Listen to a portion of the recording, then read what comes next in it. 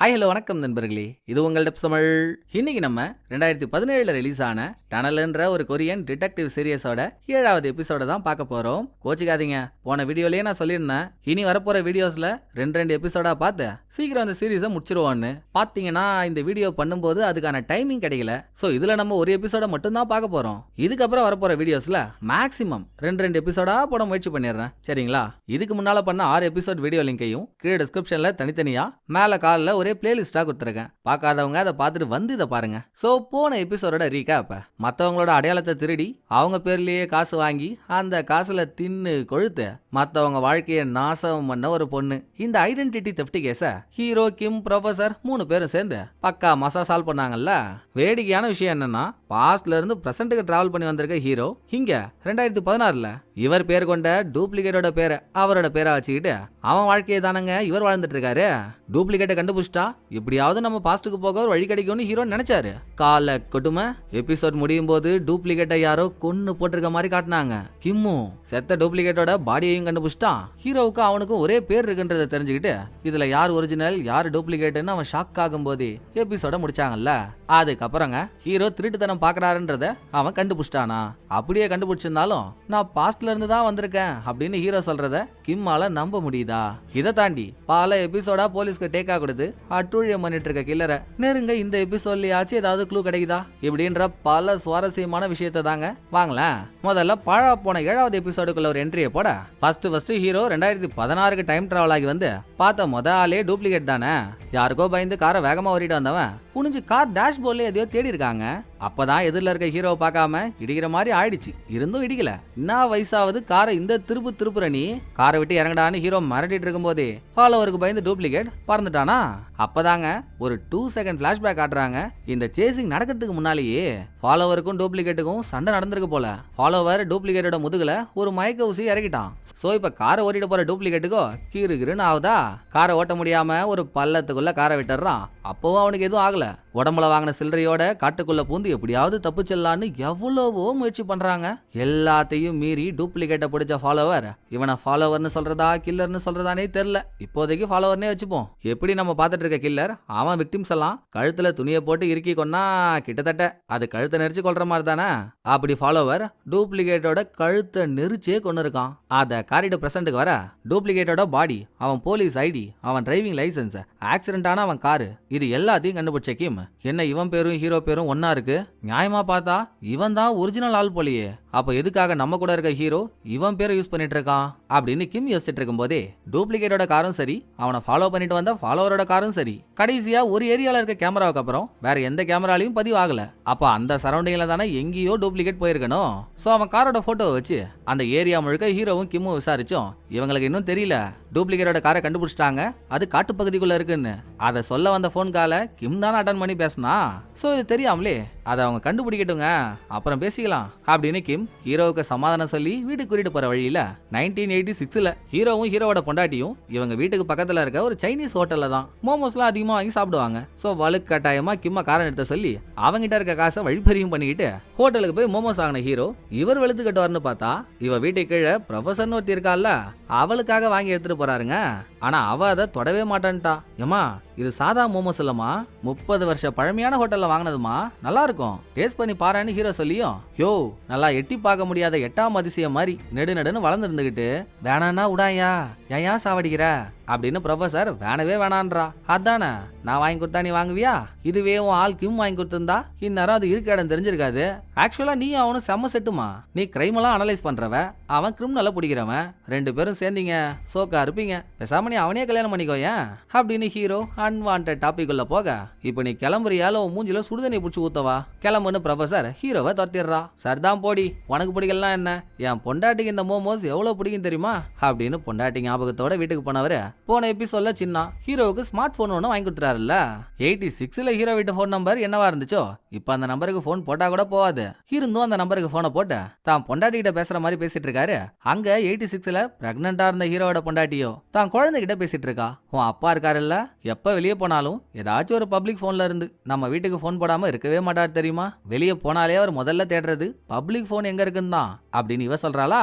இங்க ஹீரோவோ செலம் அப்பெல்லாம் நான் பப்ளிக் போனை தேடுவோம்ல, இப்ப அது அதுக்கு தேவையே இல்லம்மா, பெரிய போனை சின்ன போன் ஆக்கி கையிலேயே கொடுத்துட்டானுங்க, நம்ம எங்க வேணாலும் எடுத்துட்டு போலாம், இப்ப மட்டும் நீ இருந்திருந்தா இதுல இருந்தே போன் போட்டு உன்னை கொஞ்சி இருப்பேன் அப்படின்னு ஹீரோ சொல்ல, இதுக்கு ஈக்குவலா ஹீரோவோட பொண்டாட்டியும் பாச மழைய பொழிய, இன்னொரு பக்கம் கிம் டூப்ளிகேட்டோட பாடியை பார்த்ததுக்கு அப்புறம் சடனா இவனுக்கு என்ன பண்றதுனே தெரியல. சரி ஃபர்ஸ்ட் நடந்தது தெரிஞ்சுப்போம், அப்புறம் மிச்சத்தை பாத்துக்கலான்னு இவனுக்கு தெரிஞ்ச டாக்டர் இருக்காருல்ல, அவரை கால் பண்ணி வர சொல்லி அவர்கிட்ட மட்டும், ஏங்க ஏமாத்தி போட்டாங்க, என் கூடவே ஹீரோன்னு ஒருத்தவனை பார்த்திருப்பீங்கல்ல, அவன் இவன் அடையாளத்தை தாங்க திருடி வாழ்ந்துட்டு இருக்கான், பட் அவன் தான் இவனை கொலை பண்ணிட்டு இவன் அடையாளத்தை எடுத்துக்கிட்டானா இல்ல இந்த சாவு தற்செயலா நடந்துச்சான்னு எனக்கு தெரியல.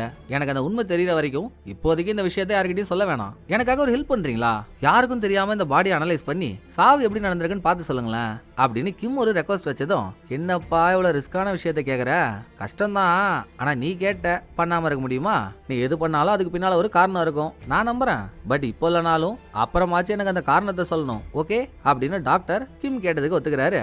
மறுநாள் டூப்ளிகேட்டோட பாடியை அனலைஸ் பண்ணியாச்சு, சந்தேகமே வேணாம், இவன் தான் ஒரிஜினல், போதா குறைக்கு இவன் தானாவும் சாகல, ஐ மீன் கார் ஆக்சிடென்ட்ல சாகல, கழுத்தை நெரிச்சு இவனை கொண்டு இருக்காங்க, கொல்றதுக்கு முன்னால பயங்கரமா போட்டு அடிச்சிருக்காங்க, உடம்புக்குள்ள இன்டர்னல் ப்ளீடிங்லாம் இருக்கு.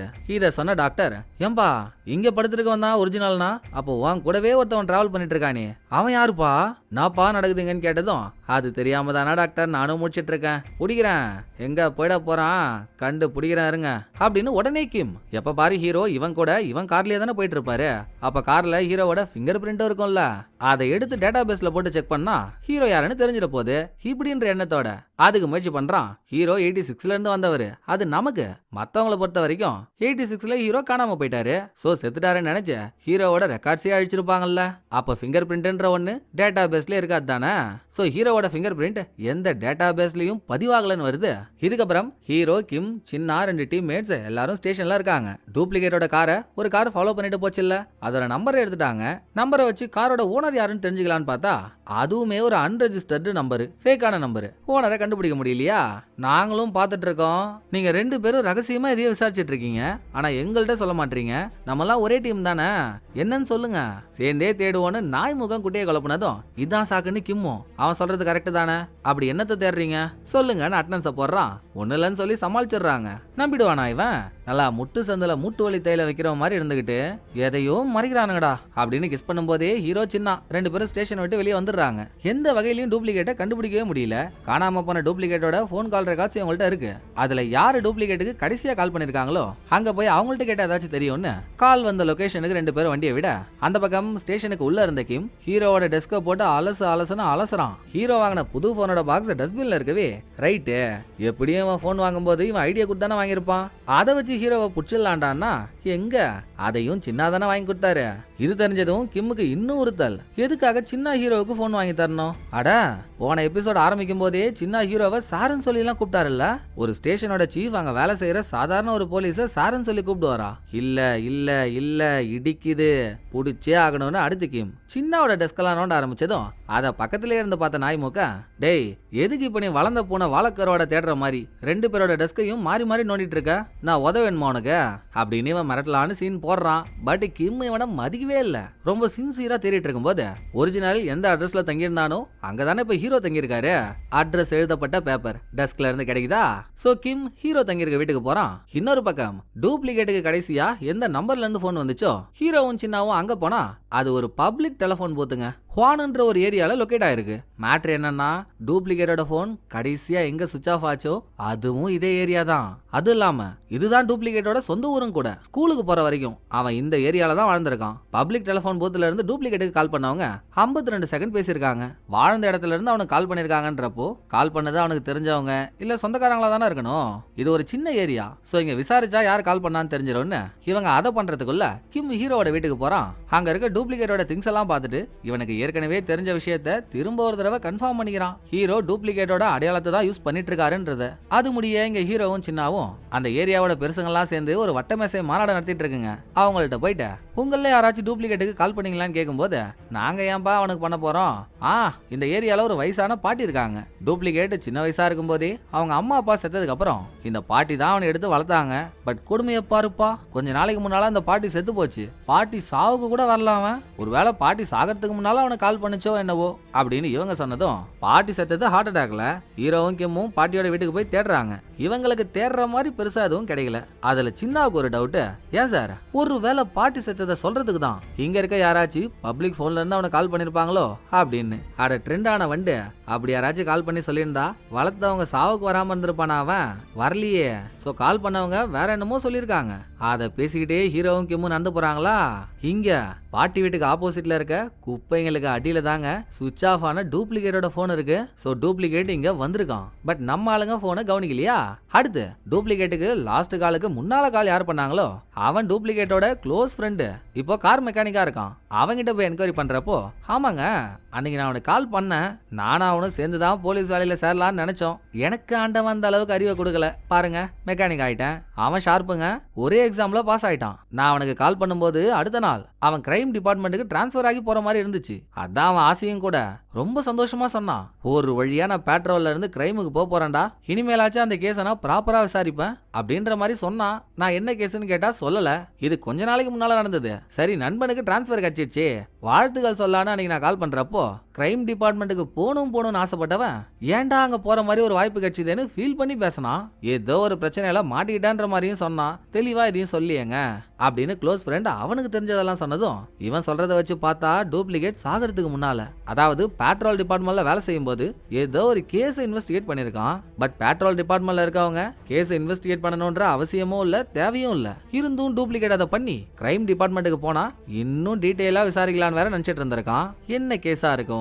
சரி அவன் இதுக்கு முன்னால வேலை செஞ்ச இடத்துக்கே போய் கேட்போம், அவங்கள்ட்ட இதை பத்தி பேசியிருக்கானான்னு அப்படின்னு ஹீரோவும் சின்னாவும் அங்க போறதுக்குள்ள கிம் ஏற்கனவே அங்க வந்து ஒரிஜினலை பத்தி கேட்டிருக்கான். பதிலுக்கு 2 போலீஸ்காரங்களும், என்னங்க சும்மா ஆளாளுக்கு வந்து அவனையே கேக்குறீங்க, கொஞ்ச நாளைக்கு முன்னால கூட அவன் ஃப்ரெண்டுன்னு ஒருத்தர் வந்துட்டு போனாரே அப்படின்னு அவங்க சொல்லி யாருன்னு கிம்மு கேட்கும் போது கரெக்டா ஹீரோவும் சின்னாவும் உள்ள என்ட்ரிய போட, அதோ நல்லா ஜவுளி கடையில ஜாக்கி ஜட்டிய மாட்டி நிறுத்தின பொம்மை மாதிரியே ஒருத்தர் வராரு, அவர் தாங்க அந்த ஃப்ரெண்டுன்னு போலீஸ் கோத்து விட்டுறாங்க. பட் ஹீரோ சின்னா அவங்க காதல இது விழல.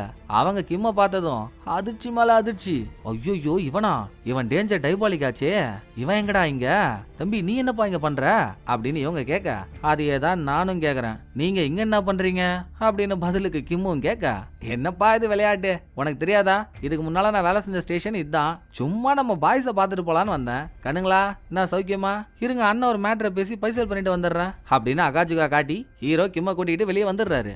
அவன் எதுக்காக நீங்க இங்க வந்தீங்கன்னு கேட்கறத விடாம மாட்டான், சமாளிக்க வர வழி இல்லையே. சோ ஹீரோ இவர் என்ன பண்றாரோ அதை டூப்ளிகேட் பண்ற மாதிரி சொல்லி கடாயை கவுத்திடுறாரு. அதாங்க டூப்ளிகேட்டோட அடையாளத்தை தானே ஹீரோ திருடி ஓட்டிட்டு இருக்காரு. பட் கிம்மு கிட்ட எவனோ ஒருத்தவன்பா என் காரு, என் போலீஸ் ஐடி, என் டிரைவிங் லைசன்ஸ் இதெல்லாம் திருடிட்டான், என் பேரை யூஸ் பண்ணி என்னென்னமோ பண்றான், அதான் இந்த ஸ்டேஷனுக்கு என் ஃப்ரெண்டு மாதிரி வந்து என்னை பத்தி விசாரிச்சானான்னு தெரிஞ்சுக்கதான் இங்க வந்தோம். வந்து பார்த்தா நீ இருக்க, நாங்க சொல்லிட்டோம்ல, இப்ப நீ சொல்லு நீ எதுக்காக வந்தன்னு கேட்டதும், நம்மால் நல்ல பாம்புனா இவன் கெட்ட பாம்பா இருக்காங்க அப்படியே சிங்க் ஆயிடுறான். இப்ப நீ சொன்னல அதே இன்ஃபர்மேஷன் எனக்கு வந்துச்சு, உன் அடையாளத்தை வேற யாரோ திருடிட்டாங்கன்னு, அதை விசாரிக்க தான் நானும் வந்தேன்.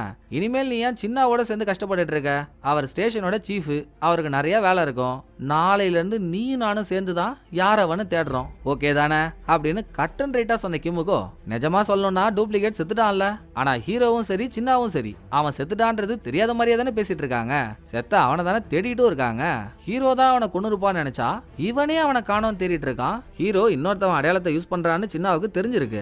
இருந்தும் ஹீரோ சொல்ற பொய்கள்லாம் இவர் ஏன் ஒத்து ஊதுறாரு, அதை பண்ண வேண்டிய அவசியம் என்ன அப்படின்ற சிந்தனையோடயே கிளம்புனவன் இவன் எப்போ எந்த கேஸ்ல ஸ்ட்ரக் ஆனாலும் ப்ரொஃபசர் கிட்ட தானே போயிட்டு கருத்து கேட்பான். சோ இப்பவும் ப்ரொஃபசர்கிட்ட போயிட்டு ஹீரோ பண்ண தில்லாலங்கடி வேலையெல்லாம் சொல்லி எதுக்காக ஹீரோ இப்படி பண்ணுவான் உனக்கு ஏதாச்சும் தெரியுமான்னு கேட்கும்போது, என்ன கேட்டா ஹீரோவை பத்தி 1-2 விஷயம் தெரிஞ்சாதான் அவன் எதுக்காக இதை பண்றானே என்னால சொல்ல முடியும், அவன் யாருன்றதே ஒரு கேள்விக்குறியா இருக்கப்போ நான் என்ன சொல்றது, என்னை விட ஹீரோ கூட அதிகமா டிராவல் பண்ணது நீதான், சோ உனக்கு தான் ஹீரோவை பத்தி நல்லா தெரியும், ஹீரோவோட கேரக்டருக்கு ஒரு ஆளை கொலை பண்ண கெப்பாசிட்டி இருக்கா, அப்படி இருக்குன்னு உனக்கு தோணுச்சுன்னா ஏன் யோசிச்சுட்டு இருக்க, போய் அந்த ஆளை அரெஸ்ட் பண்ணு, அவர்கிட்டயே உண்மையை கேளு சொல்ல போறாரு, அதை விட்டுட்டு இந்த மாதிரி கண்ணாமூச்சி விளையாடணும்னு அவசியமே இல்லையே இப்படின்னு எல்லா கேஸுக்கும் பாயிண்ட் டு பாயிண்டா பிரிக்கிற ப்ரொஃபசரால எதுக்கு பதில் சொல்ல முடியல. எப்படியோ அடுத்த நாள் நேத்து கிம் நம்ம கிட்ட சும்மா சொல்லிருப்பான், இனிமேல் நீயும் நானும் சேர்ந்தே அவனை தேடுவோம், நாளை காலைல 10 மணில இருந்து வேலையை ஆரம்பிப்போன்னு, அதெல்லாம் உண்மையா இருக்காது அப்படின்னு யோசிச்சுக்கிட்டே ஹீரோ வீட்டை விட்டு வெளியே வந்தா கேரகம் வாட்ச்மேன் மாதிரி கிம் வீட்டுக்கு வெளியே தாங்க நிக்கிறான். சத்திய சோதனை, உனக்கு எப்படி என் வீட்டு அட்ரஸ்லாம் தெரியும், உனக்கு ஏன்டா வீண் சிரமம், உடாண்டா நானே தேடிக்கிறேன் அப்படின்னு ஹீரோ தலை கிழா நின்னு தண்ணி குடிச்சு பார்த்தாலும் அவ்வளவுதான், இனிமேல் இவன் விடவே மாட்டான். சோ டூப்ளிகேட்டோட போன் கால் ஹிஸ்டரியில லாஸ்டா அவனுக்கு யாரு கால் பண்ணாங்க, அதுக்கு முன்னால யார் பண்ணாங்க, அதுக்கு முன்னால யார் பண்ணாங்கன்னு ரிவர்ஸ் ஆர்டர்ல வந்துட்டு இருக்காங்க. அப்படி லாஸ்ட் காலுக்கு முன்னால கால், அதுக்கு முன்னால கால் யார் பண்ணாங்களோ அவர்கிட்ட ஹீரோவும் கிம்மும் போய் நிக்க, ஹீரோவோட நல்ல நேரம். இவருக்கும் டூப்ளிகேட்டுக்கும் எந்த பழக்கமும் இல்ல. அவர் டூப்ளிகேட்டை பார்த்ததே இல்ல. ஒரு நாள் பார்க்கிங்ல இருந்து கார் எடுக்கிறப்போ ஒரு கடவாசல்ல நின்னுட்டு இருந்த டூப்ளிகேட்டோட கார் இவர் காரை மறிச்சு நின்னுட்டு இருந்ததுனால காரோட விண்டோல ஒட்டப்பட்டிருக்க நம்பரை பார்த்து கார் எடுக்க சொல்லி தான் டூப்ளிகேட்டுக்கு கால் பண்ணிருக்காரு. பரவாயில்ல, நீங்க அவன் காரை எந்த கடவாசல்ல பாத்தீங்களோ கடையோட பேரை மட்டும் சொல்லுங்க, மீதியை நாங்க பாத்துக்கிறோம்னு கடையோட பேரை கேட்டு அடுத்து 2 பேரும் அங்க போக, அது கடை இல்ல, ஒரு கரோக்கி பார். ஜாலியா பாட்டு பாடி என்ஜாய் பண்றதுக்கான ஒரு இடம். இவங்க போகும்போது அங்க ஓனர்னு யாரும் இல்ல. சோ நான் கீழே போய் பாத்துட்டு வந்துடுறேன், அது வரைக்கும் இங்கே இருன்னு சொன்னக்கும் தெரியாம அவன் போனை டேபிள்ல வச்சுட்டு போயிடுறான். அவன் போனதும் இவன் அப்பாவான மிலிட்டரி மேன் கிட்ட இருந்து கால் வருது. போன்ல அப்பான்ற பேரை பார்த்ததும் கிம் அவனோட கதையை சொல்லும் போது அவன் அப்பாவை பத்தியும் சேர்த்து தானே சொல்லியிருப்பான். சில பல எபிசோடுக்கு முன்னால என் அம்மா இறந்துட்டாங்க, அந்த டைம்ல என் அப்பாவால கூட ஒன்றும் பண்ண முடியலன்னு, பாவம் நல்ல மனுஷன், சும்மா எடுத்து பதில் சொல்லுவோமே அப்படின்னு 30 வருஷத்துக்கு முன்னால பேசின ஆள் கிட்ட ஹீரோ இப்ப பேச, வாய்ஸை கேட்டதுமே இந்த வாய்ஸை நம்ம எங்கேயோ கேட்டிருக்கமே அப்படின்னு ஹீரோக்குள்ள ஒரு பச்சி சொல்லுது. அதுக்குள்ள கிம் வந்துடுறான், காலை கட் பண்ண வேண்டியதா போச்சு. இதோடங்க கரோக்கி பாரோட ஓனரும் வந்துடுறான். நல்லா நாளைய தலைப்பு செய்தியில வரப்போற நாஞ்சில் விஜயன் மாதிரி இருந்துகிட்டு, இக்கட்ரா யார் நீ, உனக்கு டூப்ளிகேட்டுக்கும் என்ன சம்பந்தம், எதுக்காக அவன் உன்னை பார்க்க வந்தான் அப்படின்னு கேள்விகளை அள்ளி போட்டதும், ஓ அந்த போலீஸ்காரனா, அவன் யாரெல்லாம் எனக்கு தெரியாது சார், திடீர்னு வந்தான், 30 வருஷத்துக்கு முன்னால நடந்த ஒரு பழைய கதையை பத்தி கேட்டான்னு பார் ஓனர் சொல்ல, என்ன கதைன்னு கேட்டா ட்விஸ்டோட ஆரம்பமே இங்கதான். அது 30 வருஷத்துக்கு முன்னால ஒரு டனல்ல நடந்த ஒரு பொண்ணோட கொலையை பத்தி தான் கேட்க வந்தான்னு பார் ஓனர் சொன்னதும் ஹீரோவுக்கு கண்ணெல்லாம் விரியுது. டனலா, டனல்ன்ற வார்த்தையோ சொன்னா அவன். ஆமா, அந்த கேஸ பத்தியும் அந்த பொண்ணை பத்தியும் உனக்கு என்ன தெரியும், ஏன் உன்கிட்ட அவன் கேட்க வந்தான்னு கேக்குறப்போ, 86ல அந்த டனலுக்குள்ள கில்லரால 6வது ஒரு பொண்ணு கொல்லப்பட்டாலே 6வது விக்டிம் அவ தம்பி தாங்க இந்த ஓனர். 6வது விக்டிமை பத்தி டூப்ளிகேட் கேட்டானா. அந்த டைம் அவன் பிறந்தே இருக்க மாட்டான், யாருக்குமே தெரியாத கேஸ் டீடைல்லாம் அவனுக்கு எப்படி தெரிஞ்சது அப்படின்னு ஹீரோ அவருக்குள்ளேயே 6வது விக்டிமோட பேரை சொல்லும் போது பக்கத்துல இருந்து கிம் அதெல்லாம் நோட் பண்ணிட்டு தான் இருக்கான். சரி வேற என்னெல்லாம் சொன்னான்னு கேக்குறாங்க. என் அக்காவை யாரோ கொன்னுட்டாங்கல்ல, குற்றவாளியை கண்டுபிடிச்சிட்டாங்களான்னு கேட்டான். கண்டுபிடிச்சிருந்தா ஊர் முழுக்க நியூஸ் வந்திருக்காதா, அதெல்லாம் கண்டுபிடிக்கல, அது யாருன்னு தெரியலன்னு சொன்னேன். கடைசியா அவன் யாரையோ ஒரு ஆளை தேடிட்டு இருக்கானா, அவரை பத்தியும் கேட்டான். திரும்ப திரும்ப மென்டல் மாதிரியே பேசிட்டு இருந்ததுனால, எப்பா ராசாணி சத்த வெளியே போப்பா அப்படின்னு அனுப்பி விட்டேன். இதை ஓனர் சொல்லி முடிக்க, சோ டூப்ளிகேட்டோட ஃப்ரெண்டு சொன்னான்ல, டூப்ளிகேட் ஏதோ ஒரு கேஸை இன்வெஸ்டிகேட் பண்ணிட்டு இருக்கான், அதை இன்னும் டீட்டெயிலா ஆராய்ச்சி பண்றதுக்கு அவன் கிரைம் டிபார்ட்மெண்ட்டுக்கு டிரான்ஸ்ஃபர் ஆக ஆசைப்படுறான்னு. அது 86ல நடந்த சீரியல் கொலையை பத்தியா தாங்க இருக்கணும். நம்ம கேஸ 2016ல அவன் பார்த்துட்டு இருக்கான்னு சொல்லி தான் டைம் டிராவல் ஆகி வந்ததும் முதல் ஆளா நம்ம அவனை பார்த்தோமா. அவன் யாரையோ தேடிட்டு இருந்தான்னு வேற சொல்றானுங்களே, மேபி அவன் தேடிட்டு இருந்த ஆள் தான் கில்லரா இருக்குமோ. டூப்ளிகேட்டை பிடிச்சே ஆகணும், அப்பதான் சீக்கிரம் உண்மையை தெரிஞ்சுக்கிட்டு நம்மளால வீட்டுக்கு போக முடியும்னு ஹீரோ அவருக்குள்ள அவரே முணங்கிட்டு இருக்காரு. பக்கத்துல இருந்த கிம், டே எருமை, எது சொல்றதா இருந்தாலும் சத்தமா சொல்லலாம், அப்பதானே எனக்கு கேட்கும் அப்படின்னு கேட்கறதுக்குள்ள மண்டை குடைச்சல இருந்த ஹீரோவோ தனியா கிளம்பி போயிடுறாரு. இதோட ப்ரொஃபசர்ட்ட போனா, ஏற்கனவே கிம் ஜுங்கோட கேஸ் ஃபைல்லாம் ப்ரொஃபசர்ட்ட கொடுத்து, எனக்கு ஜுங்கோட கேரக்டரை பத்தி தெரிஞ்சுக்கணும், அவன் பண்ண கொலையை ஆராய்ச்சி பண்ணி எனக்கு அதை பத்தி சொல்ல அப்படின்னு கேட்டிருப்பான். சோ ப்ரொஃபசர் இப்ப அந்த கொலையெல்லாம் ஆராய்ச்சி பண்ணிட்டு இருக்கா. அதுல ஒரு ட்விஸ்டையும் கண்டுபிடிக்கிறாங்க. ஜுங்கோ எந்த பொண்ணெல்லாம் கொலை பண்ணிருப்பான்னு சந்தேகப்படுறாங்களோ, செத்த அந்த பொண்ணுங்க எல்லாருமே சாகும்போது ஸ்கர்ட் போட்டிருக்காங்க. அதை பார்த்ததும் ப்ரொஃபசருக்கு ஒன்று ஸ்ட்ரைக் ஆகுது. இந்த சீன் ஞாபகம் இருக்கும்னு நினைக்கிறேன் உங்களுக்கு. சீரியஸ்ல ப்ரொஃபசரை முதல் முறையா எப்போ இன்ட்ரோ பண்ணாங்களோ அப்ப யாரோ ஒரு சீரியல் கில்லிய ப்ரொஃபசர் இன்டர்வியூ எடுத்துட்டு வெளியே வந்தா. ப்ரொஃபசர் கில்லிய போட்டு பண்ண பிரெயின் வாஷ்ல இவ தூக்கி போட்டு வந்த பென்சிலை வச்சு கில்லி தன்னை தானே கழுத்துல குத்திக்கிட்டு இறந்து போனால, அவளை இன்டர்வியூ பண்ணும்போது எடுத்த ஆடியோவை ப்ரொஃபசர் இப்ப போட்டு கேக்குறா. அதுல கில்லி அவ கதை மட்டும் இல்லாம அவ ஃப்ரெண்டு கதை ஒன்னையும் சேர்த்து சொல்லிருப்பா.